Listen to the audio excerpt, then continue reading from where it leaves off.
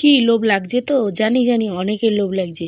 তো এই যে দেখো, অনেক দিন ধরে ভাবছিলাম আলুর চপ করবো আলুর চপ করবো। তো এই যে দেখো আলুগুলো কেটে সেদ্ধ করে নিয়েছি, দিকে আদা কাঁচা লঙ্কা সব কেটে নিয়েছি। আর এই দেখো শুকনো মশলায় আর ধনেপাতা বলছি, সরি ফার্স্টেই ভুল ফেলে ফেললাম।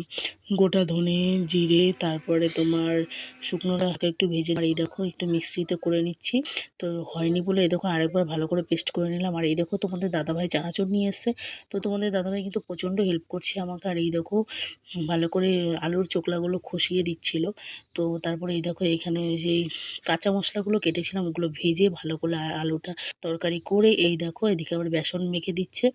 তো বেসনটা মাখা হয়ে গেছে। তো এই যে দেখো এখন আমরা গোল গোল করে এদের ব্যাটারে চুবিয়ে এখন আমরা ভেজে নেবো আলুর চপ।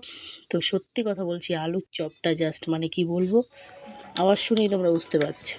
খুব টেস্টি, এত টেস্ট হয়েছে মানে সত্যি ভাবা যায় না।